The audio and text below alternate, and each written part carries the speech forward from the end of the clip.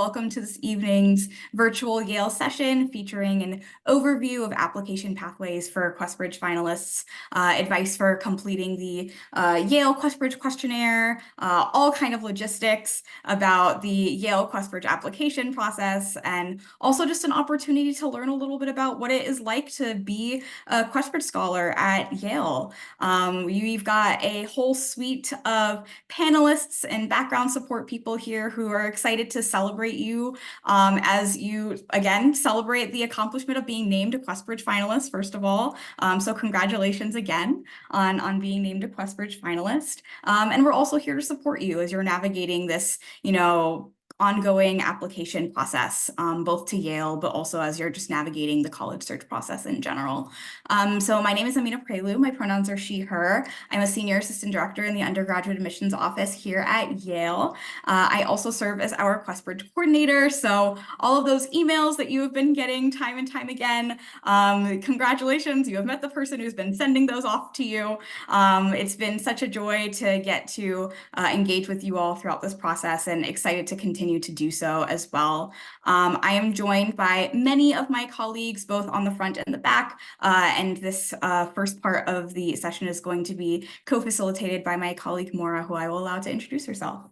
Hi, good evening or good afternoon, depending on your time zone. My name is Moira Poe, she, her. I'm Director of Strategic Priorities. I've likely met some of you through the inbox questions you've sent or other QuestBridge webinars, or if you happen to come to the QuestBridge conference on Yale's campus back in June, way back in June, I was there as well. So glad to see so many of you on here, and congratulations on being named a QuestBridge finalist. All right, thanks, Maura. We are going to dive into a couple of logistics on the next slide as we begin to dive into the session. So I want to begin with providing a guide for what the next 90 or so minutes will look like.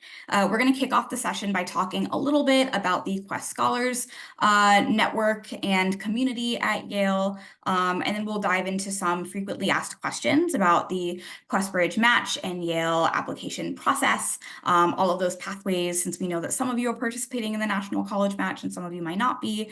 And then we'll really just be trying to answer as many questions as we possibly can throughout the next 90 minutes or so.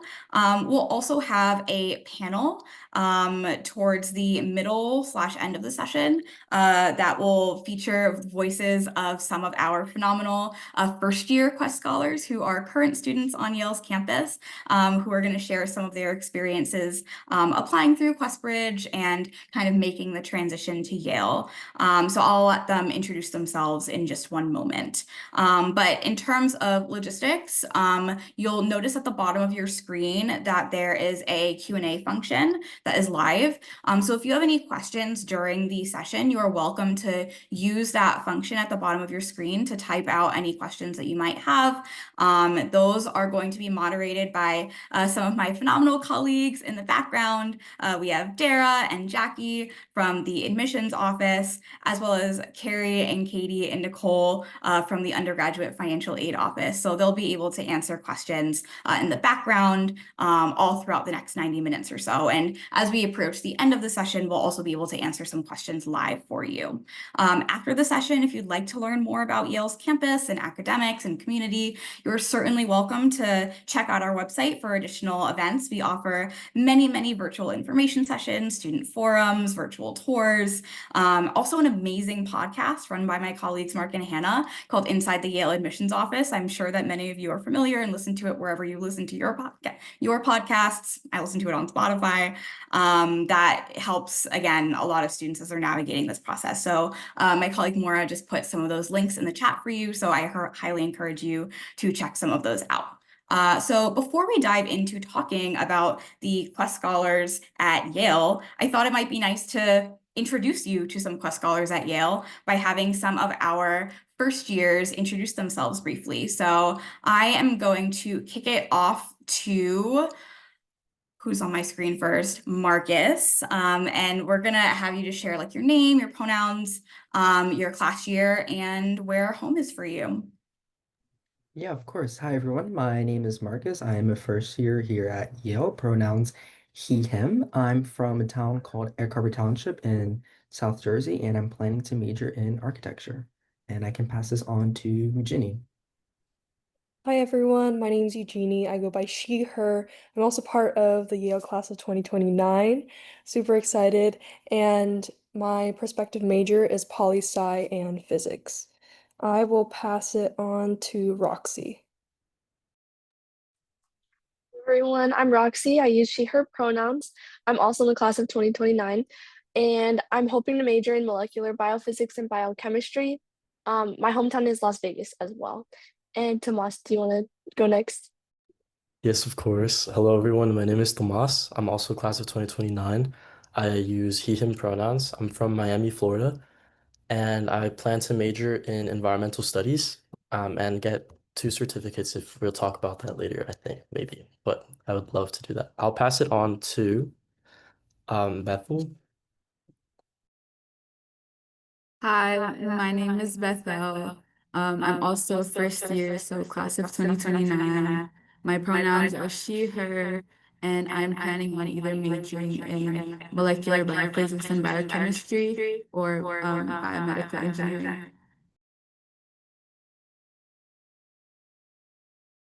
And I'll pass it on to Raymond. Hello, I'm Raymond, also class of 2029. I'm from Philly, and I'm hoping for a major in electrical engineering and computer science.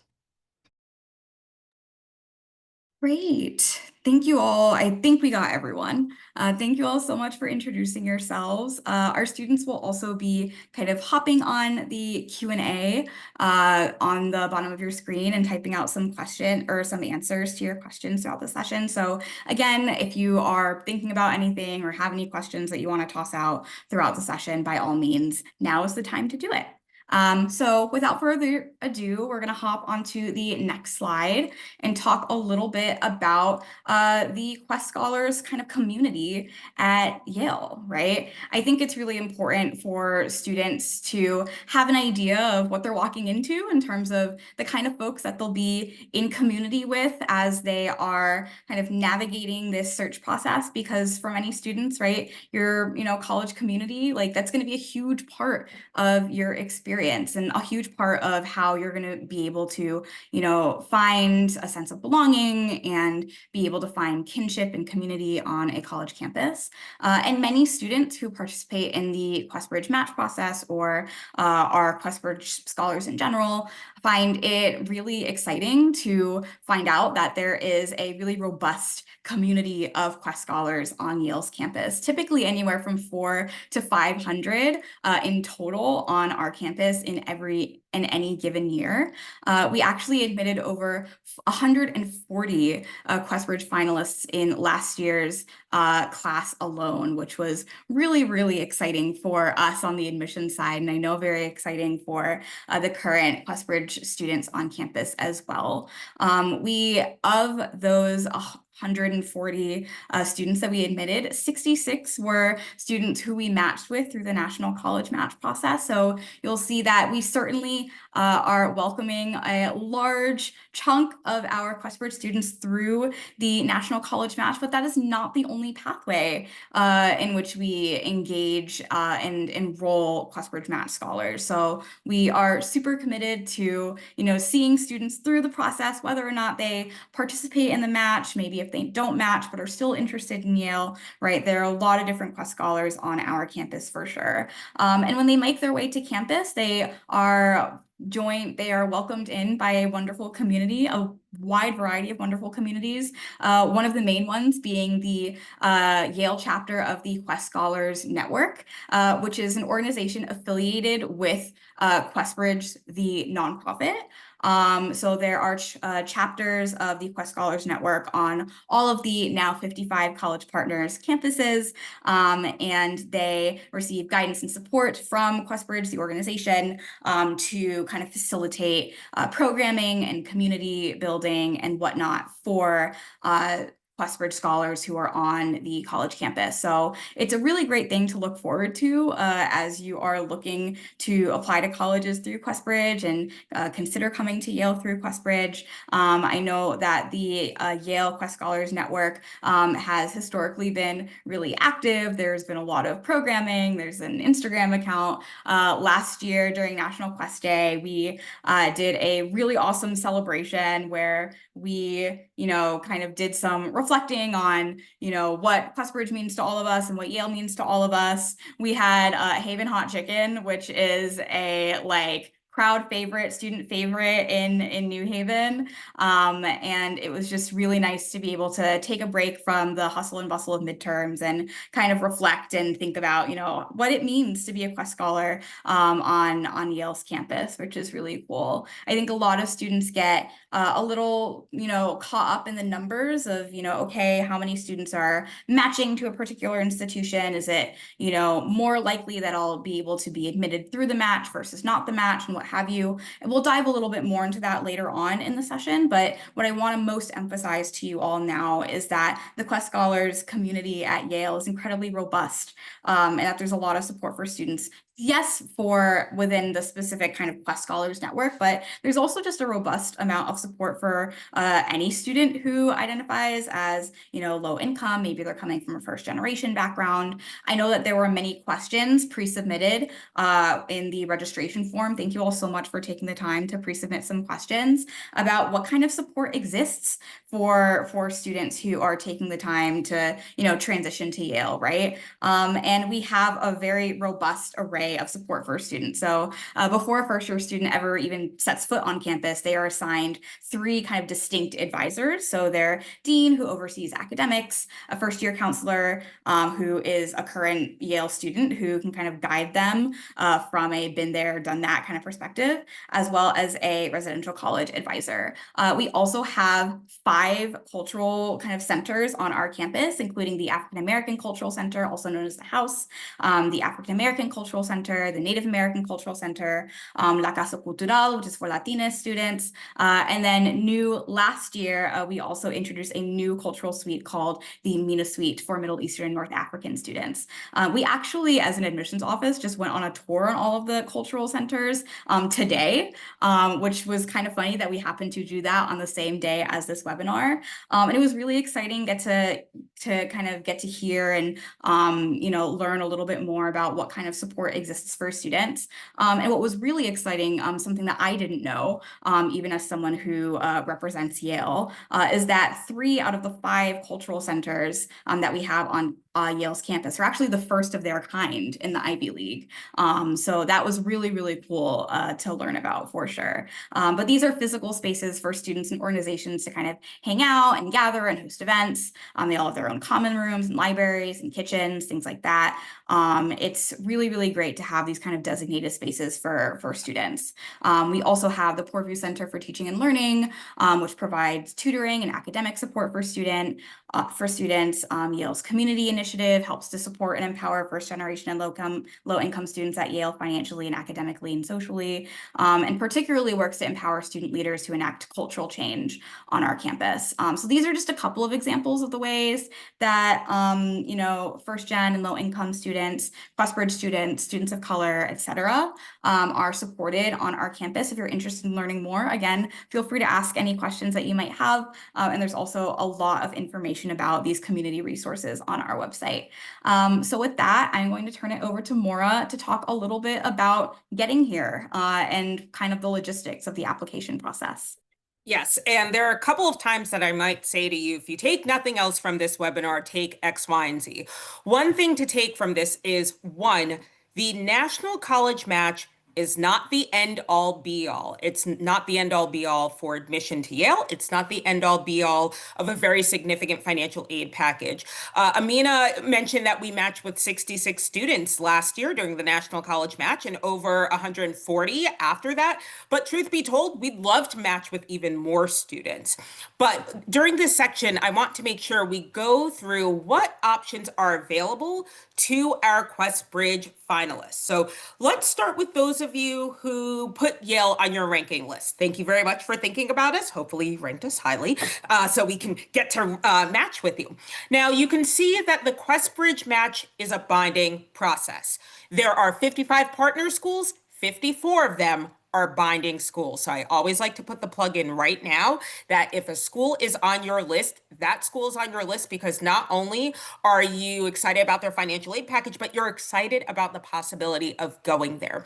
Because if a student is admitted during the National College match, if they match with Yale, that means you are coming to Yale. And to be clear, in case there's some confusion about how the match happens, no, we have no idea where you put us on your match list, on your ranking list. We have no idea from financial aid. We just don't see any of it. What we are currently in the process of doing is reading all of your fabulous applications, and we'll go through our own admissions committee and then send the list back to QuestBridge. They end up running an algorithm that looks at where did different schools rank a student and how did that student rank different students? If you ranked Yale first and we want to admit you, hey, there's a match. If you ranked Yale second and we want to admit you, but so does your first match, your first ranked school, guess what? You're going to that school. Congratulations. Now, for those of you who might participate in the National College match, if you don't match anywhere, if you're not admitted to Yale, you don't match with anyone else, don't worry. What do you do next? Hey, you sit tight because similar to early action, your application will automatically be deferred to regular decision, meaning we will continue to consider your application for regular decision admission. So you don't need to submit a new application. In fact, if you've already submitted your QuestBridge application, that is your application of record. Please do not plan on submitting a common application in addition to your QuestBridge application.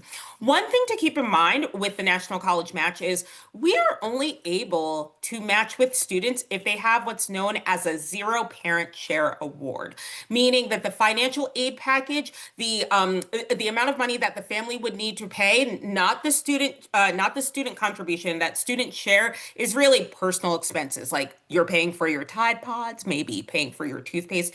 But for the rest of the cost of attendance, if you have a zero parent share award, you're eligible to match. Every year, we have some students that we would have loved to have matched with, but their financial aid award isn't that zero parent share. Guess what? No problem. We are able to admit that student very easily during regular decision. So the QuestBridge match, it's binding. If you're not admitted, you are deferred to regular decision. And then the financial aid, that's zero parent share. The QuestBridge match is the only binding admissions process that Yale has, and it's the only one where we say, hey, you have to have a zero parent share award. Finalists have the option to opt out of the National College match entirely and use their QuestBridge application to apply to Yale's single choice early action. Let's say you're hanging out on this webinar and you're like, no, Yale's the only school I'd like to apply to of the 55 partners. You can opt to use your QuestBridge application as your application of record for single choice early action. You submit that on or before November 1st. You have to notify QuestBridge so we know to download your application. You'll get your application status portal. You'll get access to filling out things like your QuestBridge questionnaire, and it's early action. So if you submit on or before November 1st, you get a response by mid-December.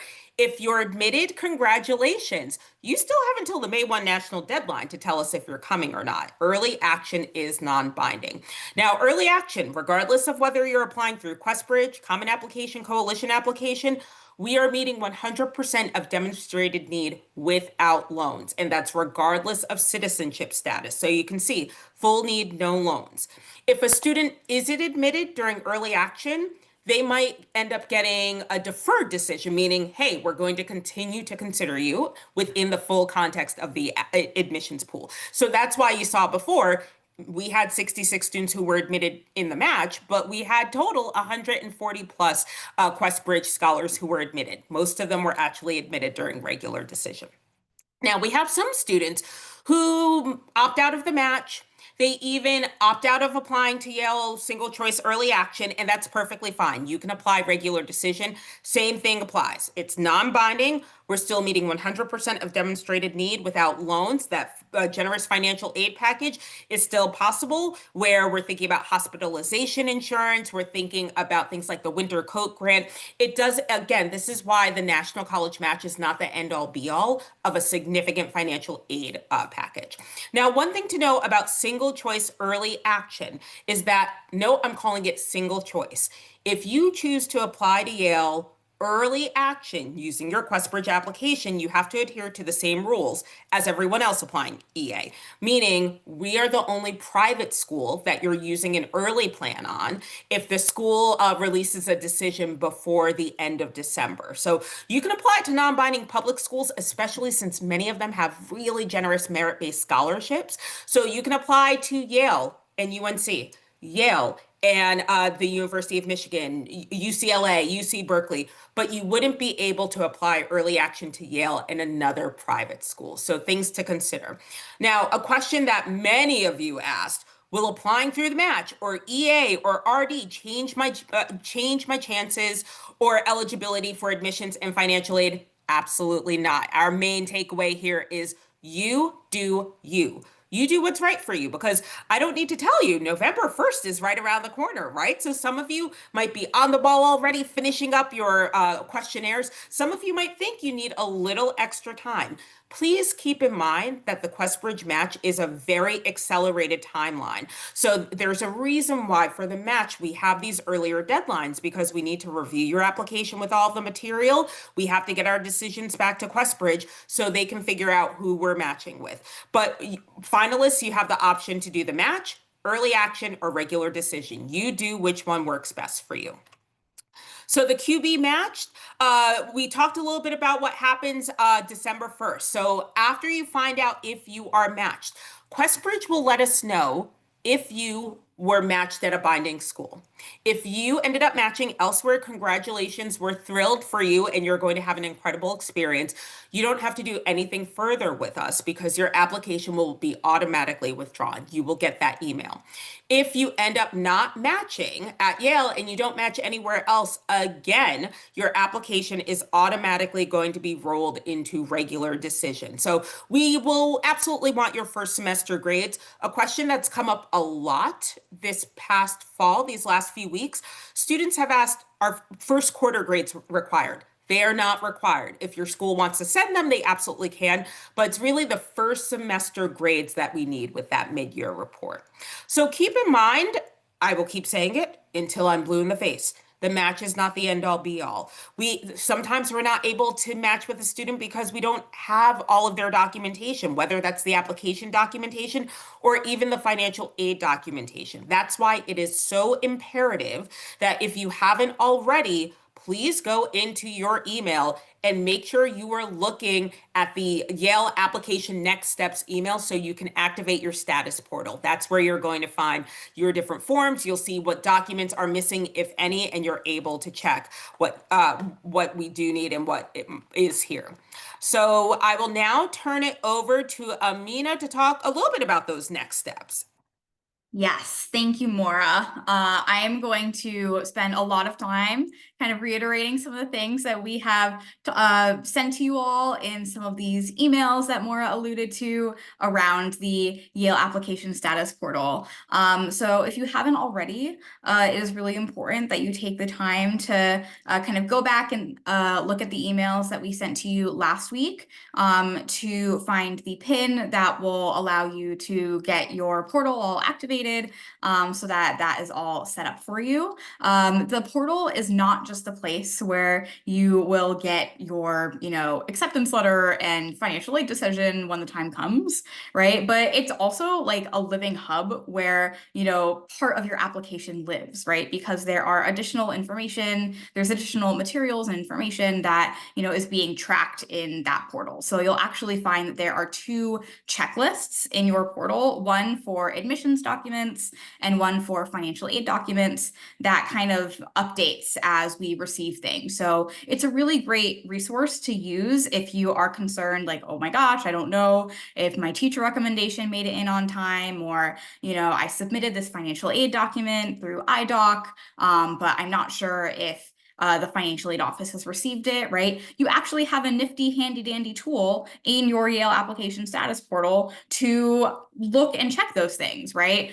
Because it'll have that green check mark if we have received it, or it will have the red X telling you, hey, you should check and make sure that those materials are in. So really, really important, even if you think that all of your materials are in, right? To log into that portal and make sure that you are checking those checklists, because oftentimes, you know, there might be an error with, you know, the way that, you know, a transcript was uploaded or what have you. So it can never hurt to give it a check every couple of days for sure. There are also some required forms there that are essential for students who are applying through QuestBridge, particularly salient for students who are applying for the match right now, but will also be salient for students who are applying through early action, regular decision later on. But we have 2 additional forms on the admission side that we require for students who are applying through QuestBridge, one called the testing choice form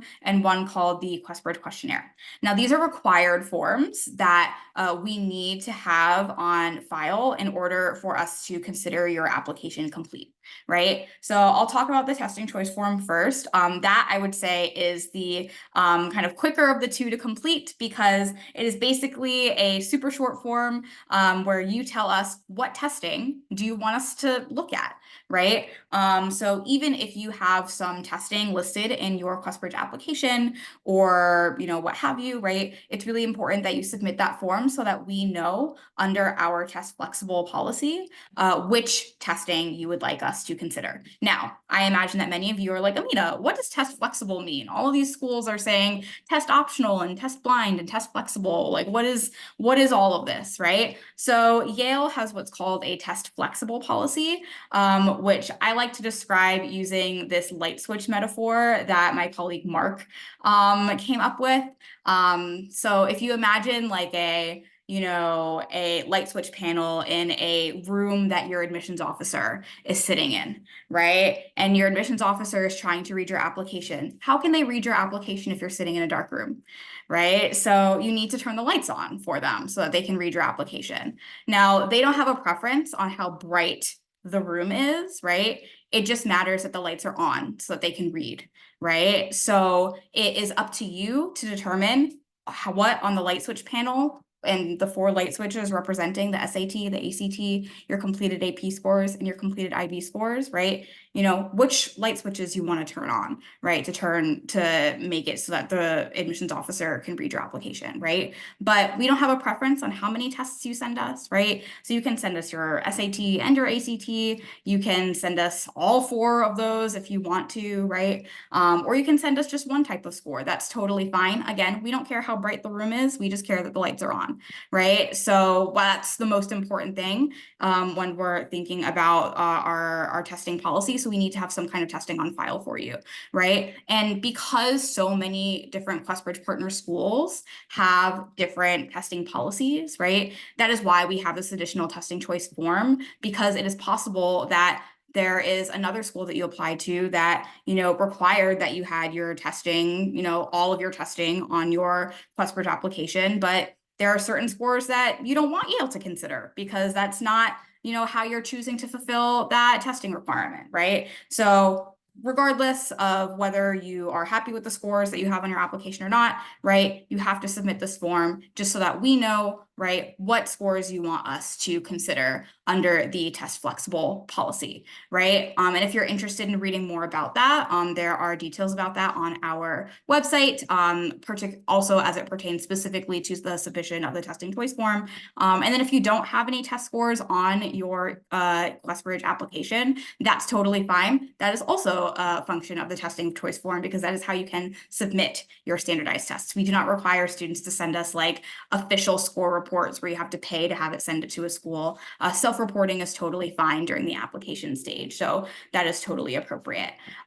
So you are welcome. You are required to submit that testing choice form by the deadline of November 1st. You can update it after November 1st. So if you have some additional testing that comes in later, or what have you, then you're totally welcome to update that. But it is, important that you have some kind of testing in, as close to November 1st as possible. As we mentioned earlier, this is a kind of accelerated application review timeline. So we are kind of working very quickly to evaluate files. So, and admissions officers are already kind of looking through files, and we're looking at new information as it comes in, certainly. So don't feel like you've already, it's already too late. No, the deadline is in 2 days, so you've got a lot of time. But definitely be, judicious and timely with the submission of that testing choice form. The other form that we have is called the QuestBridge questionnaire, and that is where you're going to submit your supplemental essays. So we have a couple of short Yale supplemental questions that we ask. One is going to ask about your, kind of academic interests. List 3 academic areas that are of interest to you. Tell us why they are intellectually, exciting to you, and then also tell us a little bit about your interest in Yale, and that'll help us kind of gauge, your particular interest in Yale as a QuestBridge applicant. There are a couple of other logistical questions on that form as well. So again, really important that you fill that QuestBridge questionnaire out as soon as possible. Again, that's something that you access through your Yale application status portal. So if you've not already activated that, please do so. That is also due on November 1st and is also a required material. We cannot match with a student who has not filled out the QuestBridge questionnaire. So please be sure that you are filling out that QuestBridge questionnaire as soon as possible. It is not an optional document. There was quite a few questions actually about that in the pre-submitted questions. No, both of these forms are required. So definitely make sure that you are submitting those forms by the deadline of November 1st. We'll get into some other application advice later, but in the interim, I'm going to pass it back over to Maura to talk a little bit about financial aid. Yes. And we are joined by 3 of our incredible financial aid colleagues, as Aminah said before, including our Director of Undergraduate Financial Aid.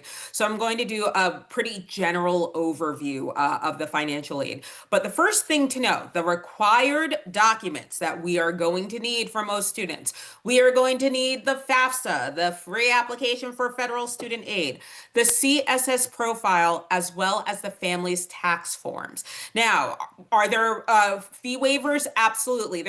And those of you who applied through the QuestBridge application, you know that there already wasn't a fee waiver, or there already wasn't an application fee with that, but there are ways to get fee waivers for the CSS profile. We've had questions whether they came through the inbox or they ended up being emailed to us about, well, what about non-custodial parents? There is a non-custodial parent waiver form that we'll make sure we drop in the chat for you, but that helps the financial aid office to really get a good idea of who is helping to contribute towards that parent share during that family share. In terms of citizenship, our meeting 100% of demonstrated need without loans. Just to reiterate, that policy is regardless of citizenship. So for our DACA or undocumented students and families, we continue to meet 100% of demonstrated need. There might be some slight adjustments and differences in terms of what forms you're able to submit based on if the family can submit a tax return or not. I'm going to put a plug in for reaching out to financial aid. Some of you have already done so, but they are really great with making sure that students and families understand what documents are due, if there are additional documents due. For instance, occasionally, there might be like a Schedule C, or there might be something related to a family business where that form is needed in addition to the CSS profile. Once financial aid ascertains that, that will appear in a student's financial aid checklist. That is, again, why it's critical that you are checking your application status portal, because you're able to see that. We've had the question pop up in chat a few times. When is the deadline? So the deadline is technically 11:59 p.m. on November 1st. Does that mean you need to wait until 11:59 p.m. your time zone to submit? No, you can do it earlier. But I know a couple of people already asked, hey, is it like 11:59 p.m. on Halloween or November 1st? It's the end of day, November 1st. So financial aid documents, some questions. Can they come in after November 1st, especially ones submitted through IDOC? Know that the IDOC system may take a couple of days to process the documents for them to show up in your financial aid portal. So I don't want any of you to panic on November 2nd saying, oh my gosh, it's saying that something's missing. No, it might take us a couple of days for it to come on through. Let's see what else. Oh, and for the supporting documents, for the admissions application supporting documents, I would highly recommend, if you're participating in the National College Match, that you are getting your documents in as close to November 1st as possible, whether it's admissions documents or financial aid documents, because it might take a few days to process it, but more importantly, it is that accelerated timeline. So we really want to make sure we have all the information that we need to review your application and ascertain your eligibility for the National College Match. Does financial aid remain the same all 4 years? For all 4 years, if you are a National College Match student, you are going to have that 100% of demonstrated need without loans covered for all 4 years.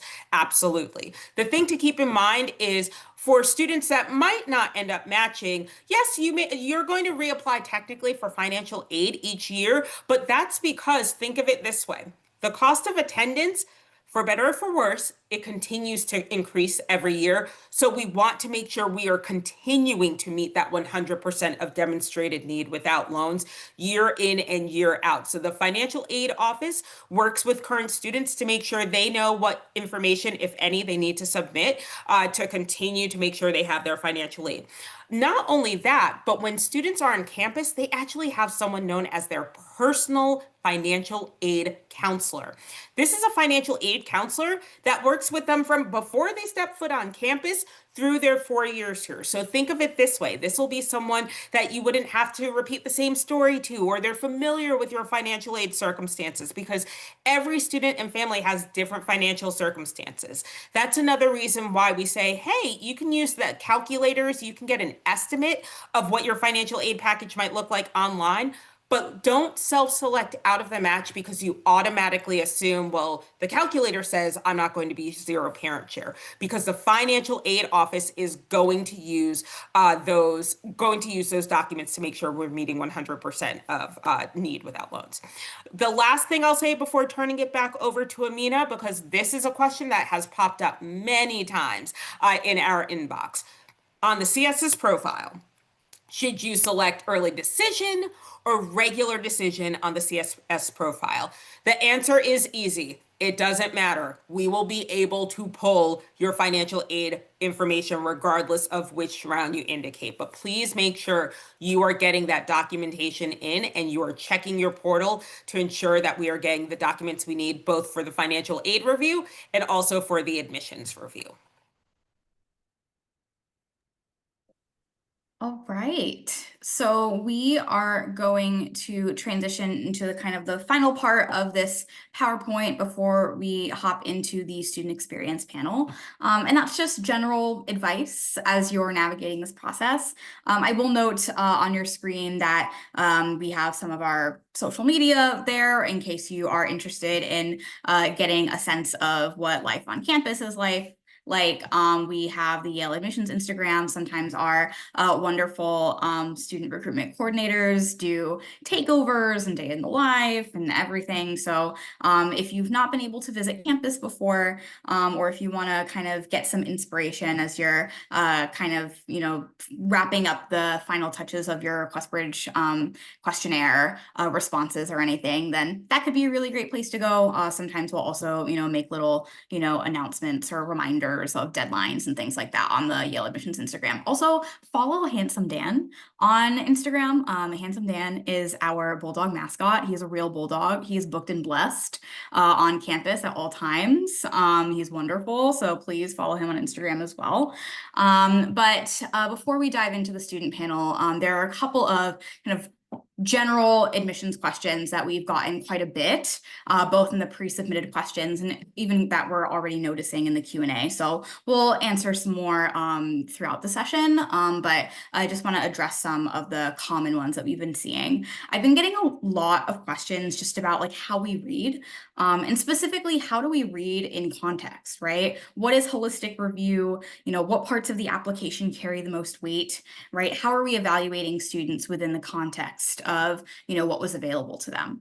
And we're doing just that, right? That is kind of the principle of holistic application review, and that everything matters to us, right? Everything meaning, yes, every document and every, you know, aspect of your application coming, you know, whether it be the academic pieces, the extracurricular pieces you're writing, all of that matters to us, right? You can't have one without the other, right? But we're also, everything matters to us in terms of, you know, the full context and the data and everything around your candidacy as well. We want to know, right? You know, what kind of high school do you go to? What kind of classes do they offer, right? What is the college going culture? You know, what kind of, you know, opportunities did you have outside of the classroom, right? You know, what is the kind of regional context of where you're coming from, right? Someone asked about whether applications are read by a specific admissions officer by regional area. That's a great question. And that's not necessarily always true at every single college, but it's pretty common for colleges to have admissions officers who, you know, kind of oversee a particular area. So for example, I oversee applications from students who attend schools in the Bronx and Queens and New York City, and then Boston and the greater Boston area and Massachusetts. So those are just a couple of examples. There are other folks on this call. I know Maura reads Brooklyn and Manhattan in New York City. Dara reads basically the entire state of Texas. And I know Jackie reads like Illinois and Wisconsin and Minnesota. So those are just a couple of examples. But we do that not just because we like to gatekeep these areas that are oftentimes near and dear to us, but because it's really helpful to, you know, be able to understand the regional context of, you know, the students that we are reading in that area, right? You know, if a student is coming from a really, you know, tiny rural town, right? You know, they're going to have access to different opportunities than a student who's attending, you know, a, you know, super, you know, highly populated, you know, urban high school in an urban center, right? You know, and vice versa. So it's really important to us to kind of get a sense of what that regional context looks like, both in terms of the school that you're attending, but also in terms of, you know, like what kind of activities did people in this particular state or this particular city tend to participate in? You know, what is superlative in this context? And then in evaluating your application, how have you maximized the opportunities that you had access to, right? You know, we're not in the business of punishing students for opportunities that they didn't have access to, right? You know, we really want to get a sense of, you know, what could you do, right? How did you, you know, stretch beyond, you know, if you had to stretch beyond, right? And how are you conveying within your context, right? How you are going to engage in, you know, a college community, right? And that kind of takes me to my second point, which is, you know, the second most popular question that I feel like we got, which is how, you know, what stands out in an application, right? What are we looking for as admissions officers? And I feel like what are we looking for is actually the most common question that we get as admissions officers, not just in the QuestBridge context, but just, you know, whenever we talk to any prospective students. And I actually like to challenge that question a little bit, in that to look for something, right, often implies, not always, but it often implies that there is like a correct answer, right? And I think that I like to reframe that question then, because there is no one singular correct answer, right? Because we want our students to have a variety of different interests and perspectives and backgrounds, and, you know, bring different things to the Yale community, right? So rather than thinking about it as, well, what is Yale looking for, right? Or what our college is looking for, right? Rather, what are they trying to understand about me? Right? What are they trying to understand about my candidacy, about what I'm going to bring to the table, right? What are we trying to understand about your candidacy, right? You know, in service of, you know, this kind of mutually beneficial relationship between a college and a student, that being, you know, how are you going to leverage all of the amazing opportunities and resources that exist at a place like Yale, right? How are you, what classes are you going to take? What communities are going to be a part of, et cetera, right? And then on the flip side, second point, right? How are you going to contribute back to Yale, right? Because it's not just about what are you going to get out of it, but also what is Yale going to get out of having you, right? What are your community members, what are your peers going to get out of having you in the classroom? Are you going to be an active participant in the community, right? So it's all of those different things. And the way that that manifests in a student's application is going to look so different, right? Because everyone has different personalities and interests. So when you are crafting your application and crafting your essay responses and everything, right? Think about that relationship between you and your prospective college, right? What are you hoping to get out of being there? And what are you hoping to give as well, right? How are you hoping to contribute and enhance that, community? And what are you hoping that community, how is that community also going to allow you as a student and as an academic and as a person to grow? Do that reflection, right? And that will oftentimes really help guide students as they are, reflecting on and, articulating in their application, right? Is this a good fit for me, right? How do I envision myself at Yale? So those are just like a couple of like broad pieces of advice that we often give to students as they're thinking about the college search process. But as we kind of get into the final portion of the webinar, we'll certainly be able to continue to answer the more specific questions that folks are asking in the Q&A, both via text and maybe even live later on. So that is all for the PowerPoint. If I could add two quick things, because a question that sometimes comes up is, does Yale track demonstrated interest? We do not track demonstrated interest. If you apply, hey, there's your interest, right? So I don't want you to worry about, do I need to reach out multiple times so they think I'm interested? Do I need to come and visit? Absolutely not. In fact, for our students who are admitted, if they are not able to afford flying out for an admitted student program, we have significant funding to ensure that our admitted students are able to fly out for Bulldog Days. And for our QuestBridge Match Scholars, when they get their official decision, they even find out information right then and there about Bulldog Days. The other thing I want to make sure you all know, because we sometimes get this question too, do we review applications differently if it's QuestBridge or a regular decision or early action? Are we looking for different things or thinking about it differently? We're trying to build a community of scholars, a community of peers, a community of suite mates, classmates, people in the lab, people on the field, people in the music spaces. So we're thinking about that regardless of how a student applies. So there are many pathways to apply to Yale, and we're excited that we have been a longstanding QuestBridge partner so that we're able to offer this as yet another additional pathway. Yes, thank you, Maura. So we're going to transition into the student portion. So students can hop back on. We can see your faces on the camera. Thank you all for being patient and also for answering so many questions in the Q&A already. We appreciate you all taking the time out of your busy weeks as Yale students to engage with our wonderful prospective QuestBridge students. So we are going to kick it off with just a broad question. And as you're answering, again, just like mention your name and your hometown and everything again. But I'd love to just get a sense from each of you, right? What was your path to QuestBridge and ultimately to Yale? Like, what was that journey like for you, your application process? Can you do a little bit of reflecting on that now that you are, I guess several months out, almost a year out, where were you a year ago today? And can you do a little bit of reflecting on your college and QuestBridge application process? Anyone want to kick us off? Yeah, sure. A year ago today, I was actually on this webinar and I was stressing out because I wasn't sure if I should do like the match or regular decision.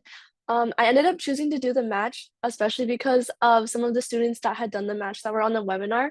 I think that it's really important to like really consider what schools you're putting on the match because that was something that was really scary for me. But I'm really glad that I ended up ranking Yale really high on my list because this is ultimately where I really wanted to go. And I would strongly urge you to only rank the schools that you would truly be happy with because then there's no disappointment no matter what.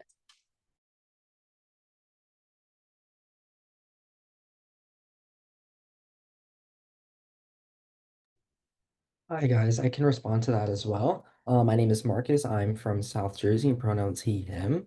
It is kind of surreal to like be here right now because I was in your guys' shoes literally a year ago today, being on this webinar, stressed and going through that chaos. And I know it's a lot right now, but I know personally for me, I decided to go the route of just doing a few schools on my list because I thought the QuestBridge regular decision option was very appealing. So I feel like if you go with this idea very strategically and pick schools you really, really resonate with, you can put those on and just have know that QuestBridge, no matter which route decision, I feel like QuestBridge, it kind of opens up so many doors and multiple options for your pathway and your journey. So I feel like keeping that in mind as you're writing your essays, you're doing the supplementals right now, and really reflecting on what you would like within a school. That's something I had to do with. I know for me, with Yale, like it took me a lot. I had other institutions ranked pretty high above Yale, but for some reason Yale just truly kept calling my name, calling my name,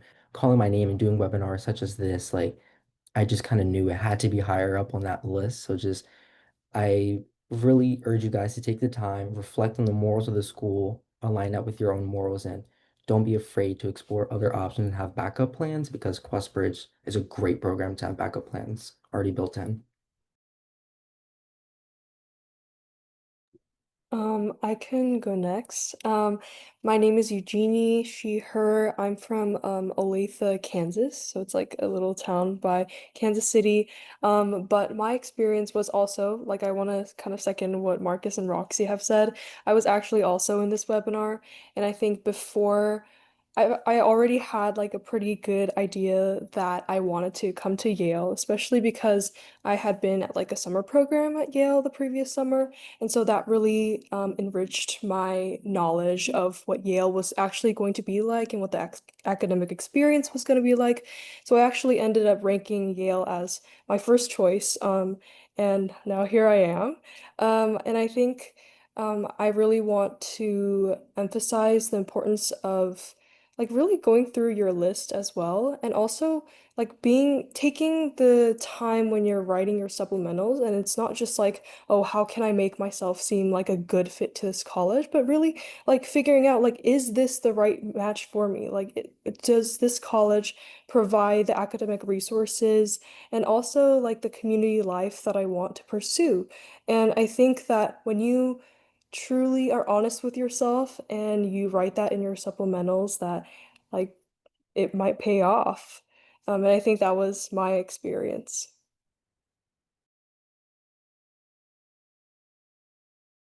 I can go next. My name is Bethel Mulat. I'm from Columbus, Ohio, and I too was also on this webinar about a year ago. And I think my fellow panelists have said a lot of what I'm about to say, but just like echoing their point, I think that you guys are already in a like great position to be in. QuestBridge has a very great community. That's what I'm going to really emphasize. So whether you decide to match or do regular decision, you're going to have a community supporting your decision no matter what. And specifically in my situation, when it came to ranking and all that jazz, I ended up doing the match program, but took a lot of schools off my list. I had about probably 8 schools on my list at first, and I just realized like this is a lot to handle, and I'd rather do like the schools that I really care about and give quality work for them over quantity. And so I would also like to just remind you guys that like if you guys feel overwhelmed, you can take off schools or if there's like anything going on, you can like search and stuff.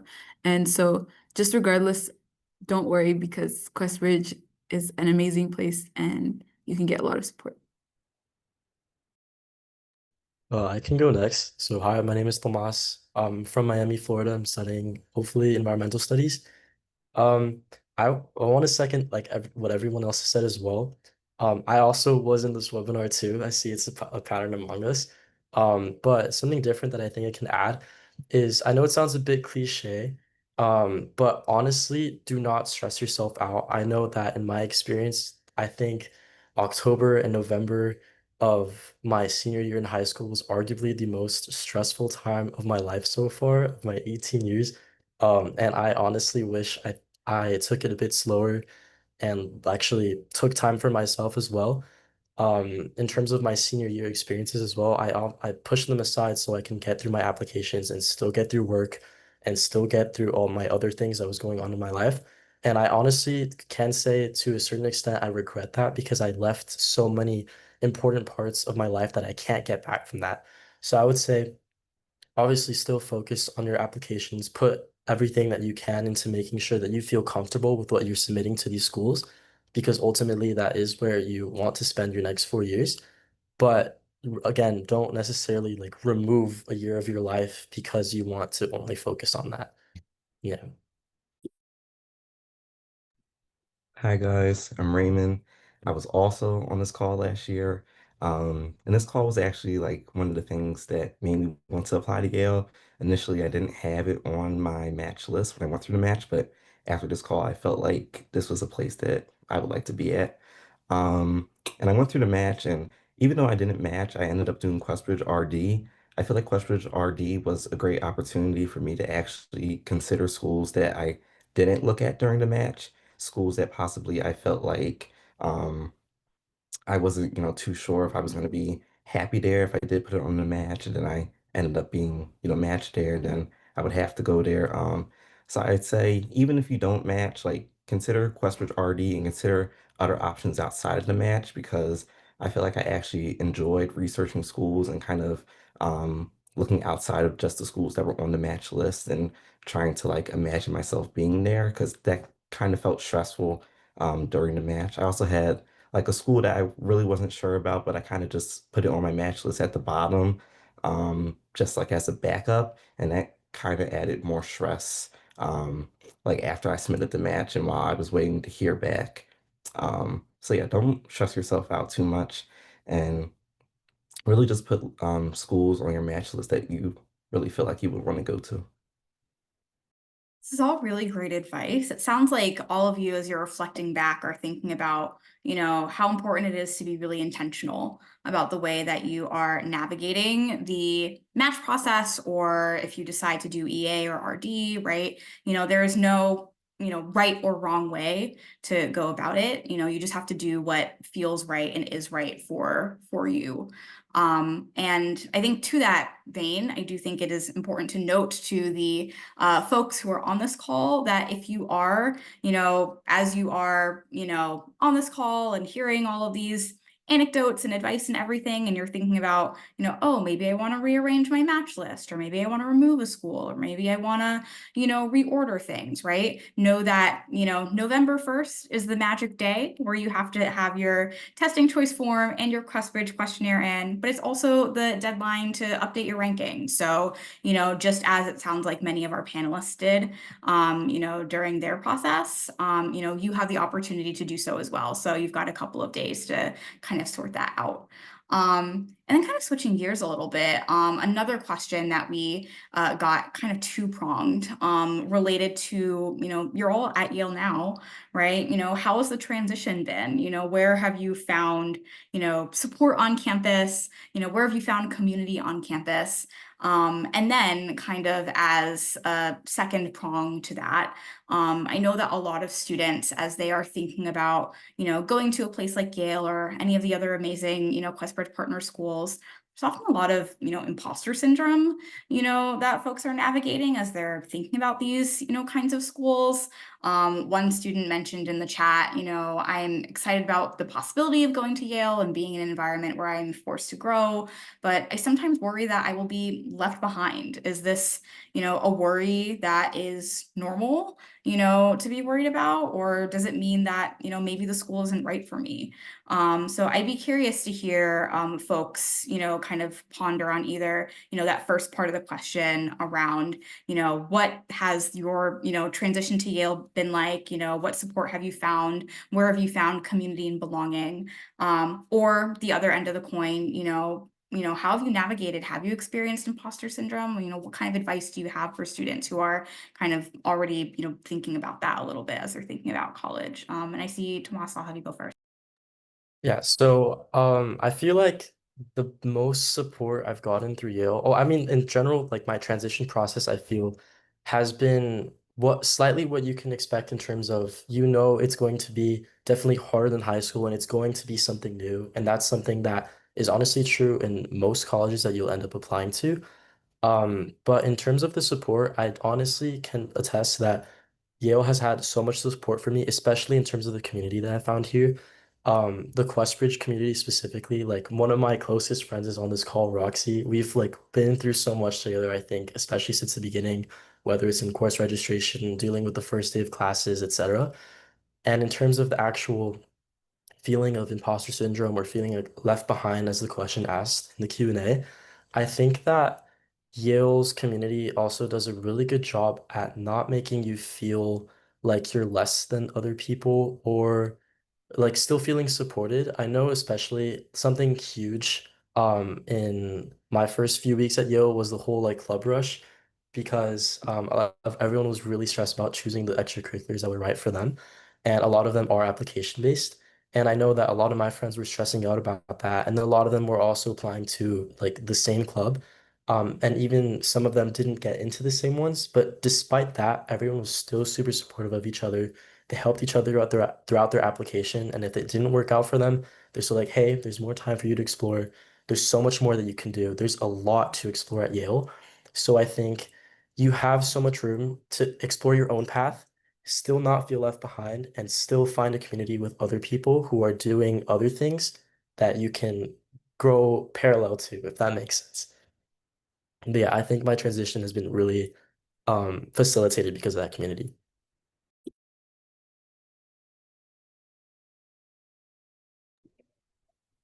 Yeah, I totally agree with Tomas. I've experienced such an amazing community. I mean, I don't know if all of you guys are know about this, but then Yale like kind of sorts you into these things called residential colleges. So it's kind of like, the Hogwarts house sorting kind of deal. So you get put into like a residential college and you're able to mingle with this like pretty tight group of people who live literally like next door to you. And so I found an amazing group of friends within this community, and it almost feels like I'm living like childhood all over again, like having your best friends as your neighbors. And it's such an amazing experience to, live through this. And also, I think like academic wise, um, yeah, like we always support one another. And I think the biggest part that I really, really love about Yale is that when I go to class, I'm like excited. I'm not there to like force myself to grow. I'm there because I'm genuinely so happy to contribute and so just like I'm just happy to be in this space full of people who have a billion things to say about like a certain topic. Um and so like right now I'm in the middle of like midterm season. I have like two midterms next week, two papers due next week. But even then like maybe it's like stressful honestly right now even, but then if I go to class, like I feel a rush of excitement and it's just, I think, a great experience for me. And that kind of attests to how amazing like our professors are here. We have a bunch of academic support. Like I've never had tutoring before, but here, if I go to the writing center, Yale has an amazing writing center that where you could just take your essay and they literally like walk through your essay step by step with you. If I don't know something like a math problem, I just go to TA or office hours, and there is always somebody to help me with my problems. So, yeah, Yale has a bunch of amazing support to carry you through and help you find what interests you and also just like enjoy that process. And to add on to that, I wanted to just address the imposter syndrome first and then move on to like specific things Yale has in place to build that community. So I think just broadly, imposter syndrome is definitely a thing, especially for students like us entering institutions such as these, You will feel at certain moments, do I belong here? You'll question that. But I think just taking a moment to reflect upon yourself and everything you've been through, you deserve to be there. And like in programs such as this webinar, like you guys are all finalists for a reason. Sure, all you guys might not have done private schools or had access to all of these resources and internships and all those things, but the things you guys have been through and that resilience and perseverance and determination all of you guys have built up to achieve what you have achieved is all you really need. So coming to an institution at Yale, sure, academically you might fall short compared to other students who had access to greater resources to prepare them academically more, but you're coming into this institution with those character traits that will carry you out literally for life. So once you adjust to all those academic rigors at an institution such as this, those qualities you already built up, plus that academic rigor that you accumulated, it will carry you out for your life. And that I think it's truly worth it. And then to talk about Yale and the systems they have in place, especially for FGLI students, I want to say not only is the QuestBridge community strong here, but the FGLI, the first generation low income community here as a whole. I have a bunch of friends who didn't do QuestBridge but come from similar backgrounds such as us, and the community is so strong and tight knit here. It's genuinely like it's amazing. As an example, we have a program here, it's called FGLI Thrive. So like you can sign up for this program and you're giving a mentor and you're paired up with like 3 or 4 other students and you meet weekly. And it's just like every week has a certain amount of like topics of advice to kind of help you adjust to college life. So that's just one example. As mentioned earlier, we're all sorted into like Harry Potter houses. And to further sort us into that, we're each given a FROCO. So they're essentially a senior who goes through like intensive training. And that senior, they're given like a specific group of seniors, a specific group of like freshmen us coming in, and especially the first few days, they just advise us, they give us advice. I know me and my Froco were really tight, like we have weekly meetings here and there, so like the community here is so tight, and even the cultural houses. I spend a lot of time in La Casa and the African American house. They're so tight, and there's always events you can go to, just pop in, meet different people from different backgrounds and spaces. I feel like no matter what your identity is, whether it's cultural, sexuality, economics, just general academic interests, you will always find your people here. And there's just a multitude of mentors here to form that community that will help you really thrive when things get tough academically or socially and such. There's just so many things institutionalized and built in just to always help you out and always be there for you.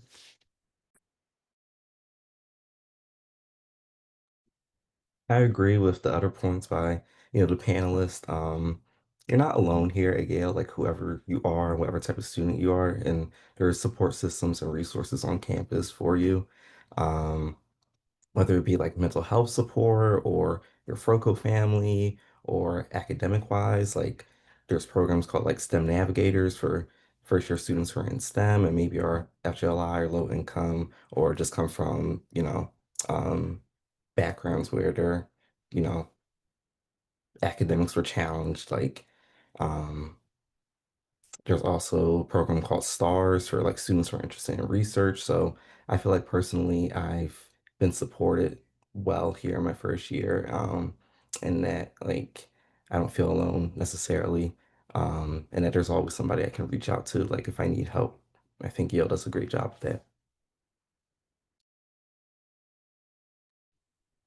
Yeah, I would also like to add on to a little bit of what Marcus said and kind of address the whole imposter syndrome. That's a very real thing to feel, and just know that you're not alone if that's something you're concerned about when choosing like where you want to spend your next 4 years.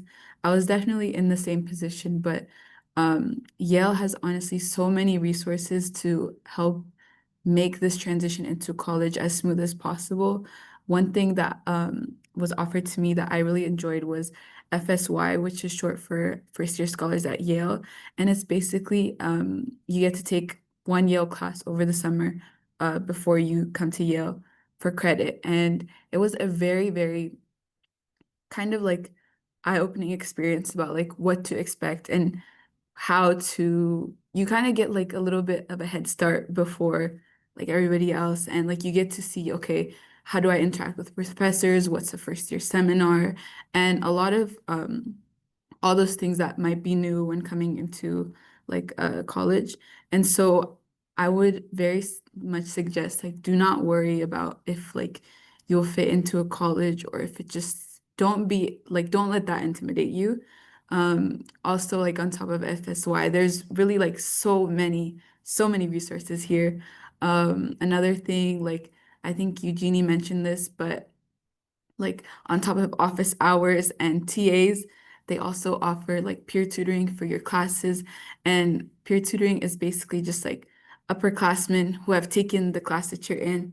They basically walk you through your like homeworks, assignments, and it'll be like a 4 hour session. And it's just really, really helpful. And I think like that was very much something I was worried about coming into Yale, especially since I'm from Ohio, like and I'm studying STEM, like there was not really those resources.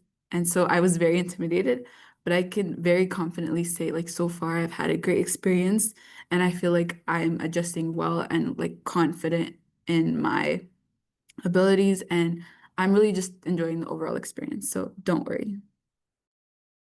I'm glad that you've all, found different pockets of support during this, first couple of months of college. Because, like, no matter where a student is coming from, it can be a challenge, academically, socially, being away from home oftentimes for the first time, right? And so I'm really glad that you all feel like you have, been able to identify, places where you can find support and that you feel like Yale is, providing the resources that you need in order to be able to effectively make that transition and, make you feel like you, are supported and that you belong here because you do.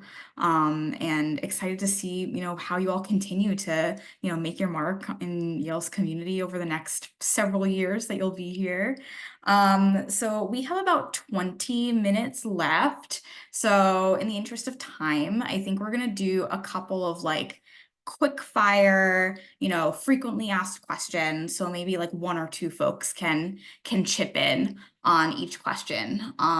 So one that we've gotten quite a few times is someone, if someone wants to explain what is the residential college system? What is dorm life like? What is living on Yale's campus like? How has that transition been? Tomas.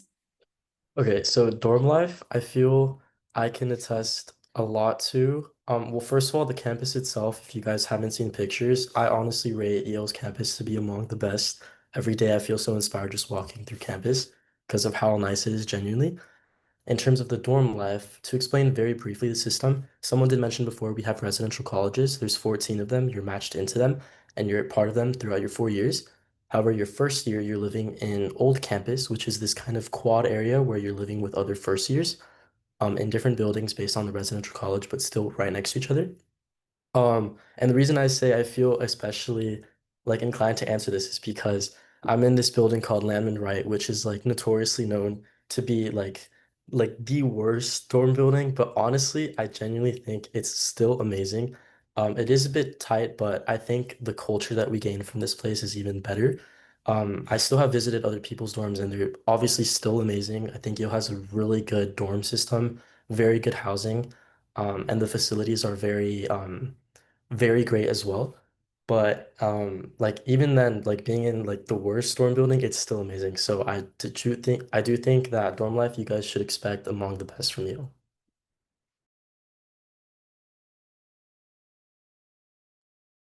Great. I know folks like oftentimes when they're talking about the Yale experience, they're like the residential college system.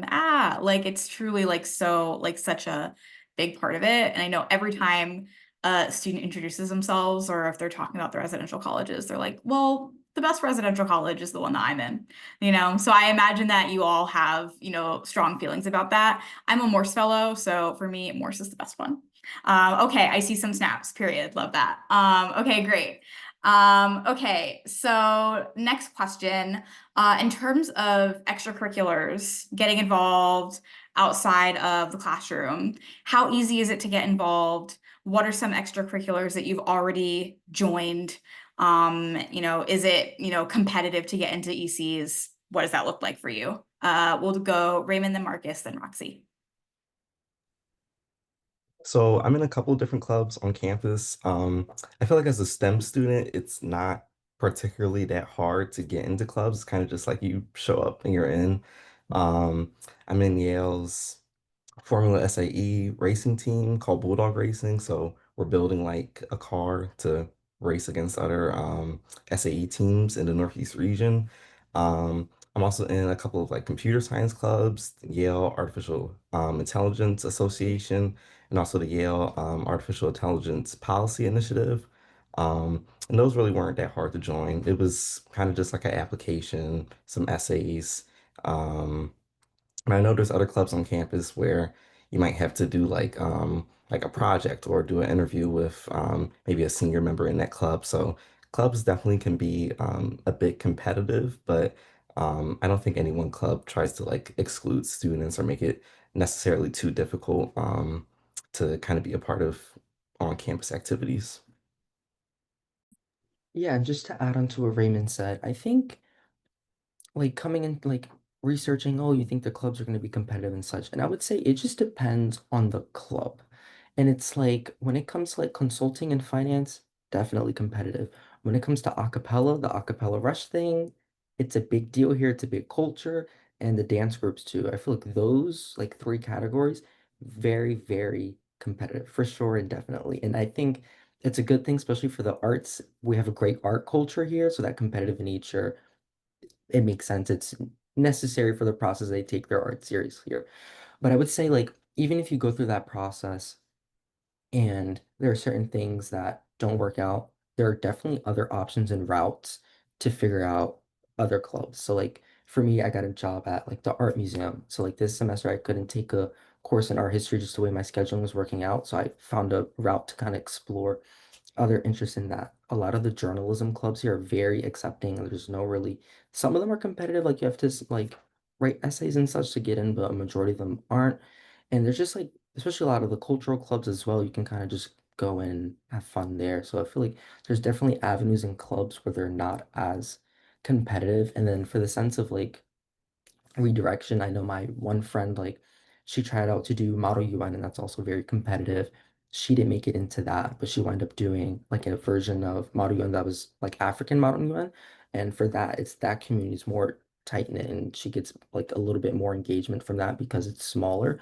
So it's like even though the big groups might be competitive, there are definitely other routes, other clubs that might be smaller where you can actually gain more experience from it. So yes, there are competitive ones, but there are also non-competitive ones, so you can always find your place here. Yeah, I definitely agree with like everything you guys have said. The like application season was a little bit stressful. One of the clubs that I was applying to, why pop up, it's like a fine dining club where we make food, and Tomas is nodding because he's been to like every one of our openings thus far. But like even that had an application and that was like kind of scary for me. But I think like just being your genuine self, so many clubs like appreciate that genuineness. And I think like also like we all have a unique background that we bring to Yale being FGLI or like QuestBridge students. And like some of the clubs really appreciate that. And I feel like it's important to also join the clubs that will appreciate you for what you have to bring to the table. And then like also following up with what Marcus said, a lot of the cultural clubs, I really enjoy being in them. You get put into these families in a lot of them. And so like I'll go out to dinner with my family once a week in Asian-ish or in the Chinese American Student Association, things like that. And then like a lot of clubs you can also get involved in without having to be too involved, I guess. So like for example, the Yale Scientific Magazine, you don't even have to be a part of the club or the editorial board or anything. Like you can just sign up to write an article and there will be people on the board who will help you get through that whole process. And then also like I know you mentioned or Marcus mentioned working at the art gallery. There are a lot of on-campus jobs that are really fun. Like for example, I work at the Buttery. Tomas works at the environmental something. But yeah, there's so many fun jobs on campus that let you meet a lot of people as well. I meet a lot of people in the Buttery, and Tomas has like a lot of friends in his job as well. So I think it's like fun to look at other avenues other than clubs. Awesome. It sounds like people are already like super engaged, which is great, having already, been here for a couple of months. I realize we haven't talked too much about academics actually. So I'd love to get a sense for you all, like, how was choosing classes? How are you finding your professors? How's the transition to college level, coursework been? Yeah, what's been surprising to you or not surprising to you about being in college and being at Yale academically? We'll go Tomas, then Eugenie. I think what Yale does very well in terms of academics is really it's their motto, embracing the end. And I've noticed that in all my classes basically. One of my favorite classes is this writing seminar called Colonialism and Climate Crisis, which already you can see is a pretty interesting combination. But even in terms of the people in my class, I think there's so many different people who take classes just because they're genuinely interested in it.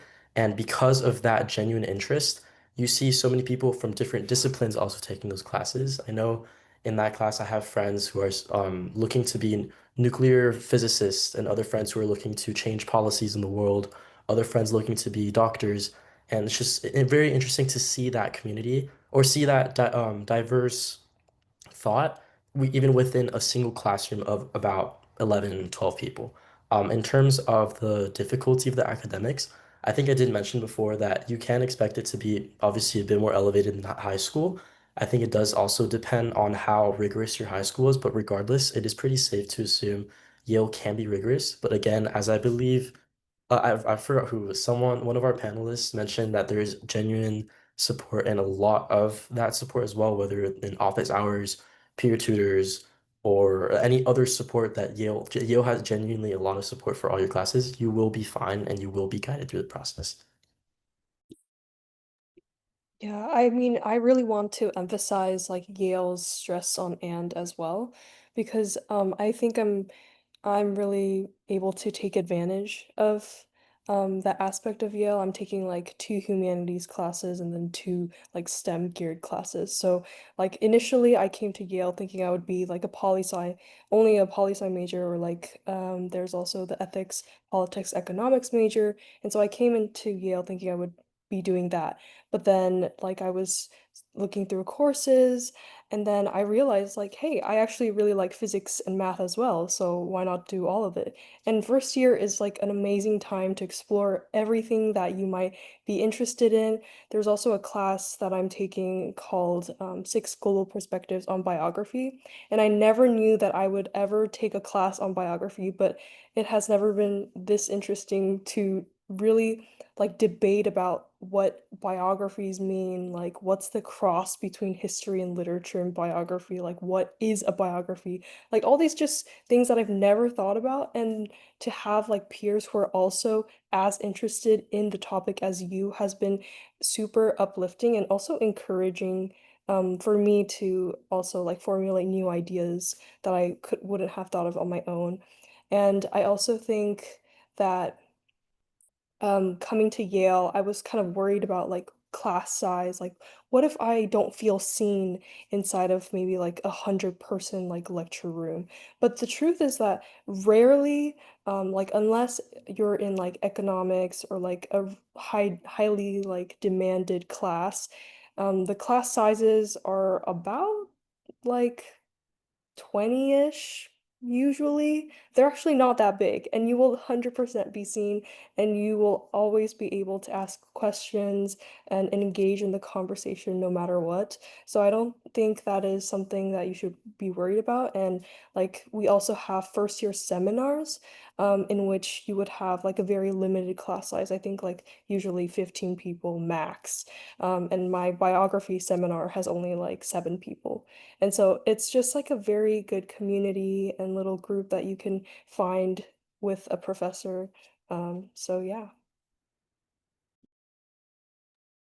Awesome. All right. We are coming up on time. We have about 5 minutes left. So for folks who are in the Q&A, and if you have any final questions that you want our background folks to type answers to, now is the time. But for our student panelists, I have one final question that I would love to have each of you answer. So many of you were on this webinar a year ago today, or whenever it was a year ago, as hopeful QuestBridge finalists, either preparing for the match or preparing to apply EA or RD to Yale and to other schools. What is one piece of advice that you would give to yourself a year ago, either about your application, about your senior year of high school, about the future, about college, being in college, what is something that you would want your senior year self to know, or one piece of advice that you would want to give to yourself and thus the hundreds of people who are on this call now. And you can just popcorn it. I'll go ahead and start.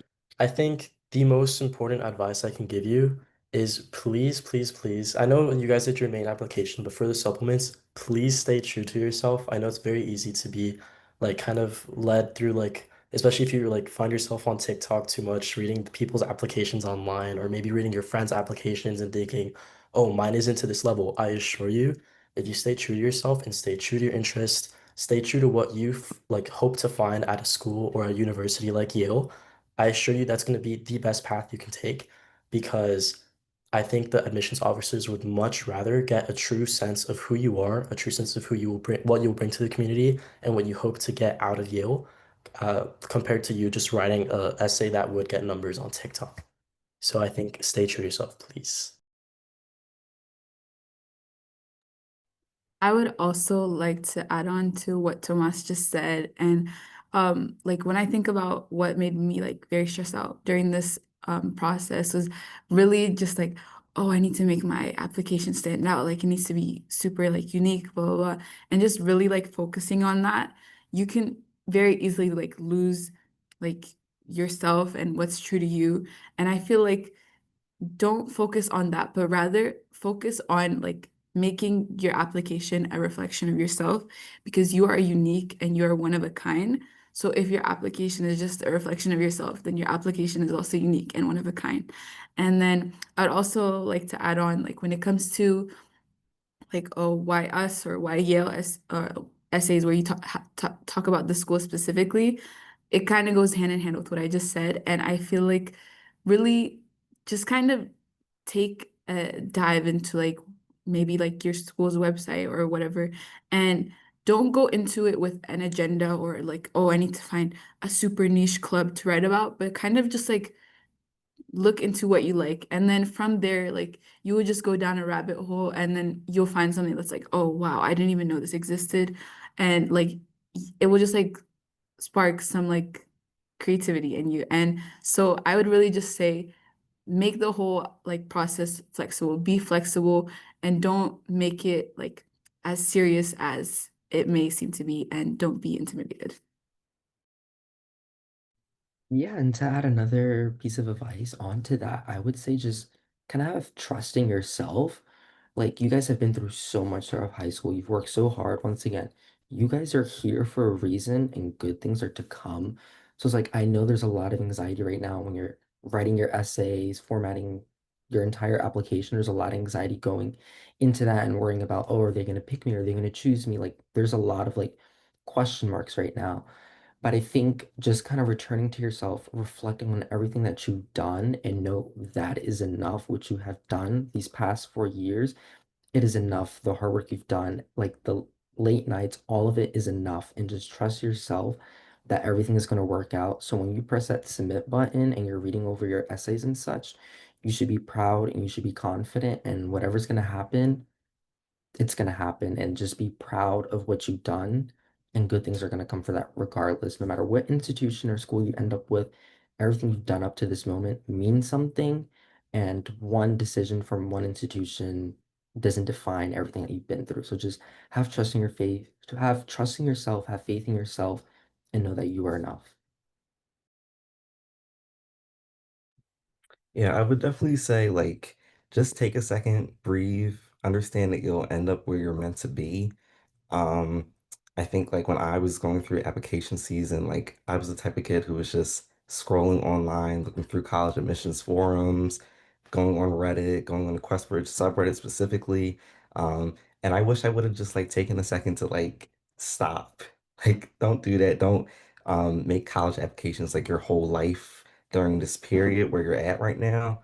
Um, and just be true to yourself. Like, just be honest with your essays, with your applications, and also just like lean on your support systems right now. Talk to your friends, be a good student still. Ask questions about college applications with your teachers or whoever you feel comfortable talking about that with. And just be positive. Things work out. I can go next. So yeah, I think like a common sentiment is things will work out the way they're supposed to. I got this piece of advice a lot during the application process. I was like, yeah, that like you already gone to the school, obviously you're gonna say that. But it actually is true. And I'm not just saying that because I'm here, but it genuinely it just is true. Like if it doesn't end up working out for you on the match, it's going to work out for you in another way. And if you don't end up going where you really want to, there's going to be like a very specific reason why you ended up at that school. And I like very strongly believe that. I had friends who didn't match at all and they ended up getting into Yale too. So it's not the end of the road if you don't match, if you don't get an RD. Like just trust in yourself and trust that what happens for a reason. And like it's okay to be really stressed during this time. Like during this time, I think I was crying every single day writing my applications because I was so stressed. And that's okay. Like just take a breather, understand that this is a stressful process and it's okay to lean on support. And if that's like not available to you, then just like trust in yourself, like meditate. I don't know, like take time to take care of yourself during this time because I think that's what I really struggled with. But like good luck to all of you. And like again, just like take a deep breath and just know that it'll all work out.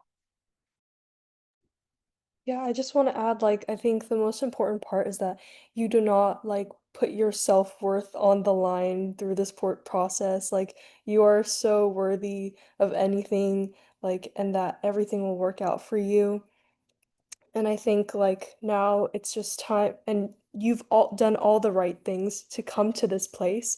And so all you just have to work on is literally just putting yourself on your, like, through your essays, just like being reflective, thinking back on all the amazing things that you've done, and also be generous to yourself. You know, you've done all these amazing things, so you can go ahead and kind of praise yourself for it and celebrate a little bit in your essays. And I think that's what it's meant for. So yeah, good luck to all of you. You guys all got it. I honestly cannot imagine a better way to send us off to close out this webinar. One of the last questions we got from a student was asking for some words of encouragement. And I feel like we got some really, really, really wonderful words of encouragement from our current first year students. So I want to thank you all so much for taking the time to chat with our prospective students and reflect on your experiences as new Yale first years. I'm so happy that your experiences have been positive so far. And again, excited to see where the rest of your Yale experience takes you.